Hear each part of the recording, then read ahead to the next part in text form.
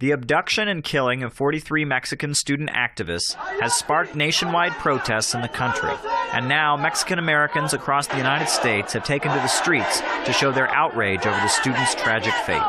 Protesters say that the drug-related violence and political repression is being directly facilitated by the U.S. government. They accuse Washington of supplying the Mexican government and drug cartels with weapons and training. Miriam Martinez pointed out that funding and weapons from the U.S. are not fighting drugs, but rather being used to kill innocent civilians and perpetuate drug wars. We want the government of the United States to stop sending weapons to Mexico, because with those weapons they kill our students. We got to stop that. That's why we made this, because if we don't stop that, they're going to get here. We don't want that.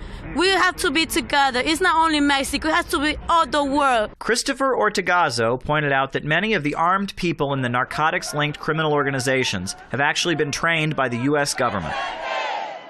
They also take members from these drug cartels and they bring them over here for training because they already received that training. They're also being funded by weapons, and it's a back and forth trade with the money being laundered, the weapons entering the state, and the drugs going out the state. Ortigoza also pointed to a military training program located in New England, which he said is linked to many deaths of Mexican civilians. They bring them over here to Massachusetts for training. It's a 12-week training program. Then they go back. All across Mexico, community militias are being formed to fight the drug cartels independently of the state. Protesters say that the Mexican government is extremely unpopular and corrupt and would be toppled if it were not supported so heavily with funding and weapons from the U.S. Caleb Maupin, Press TV, New York.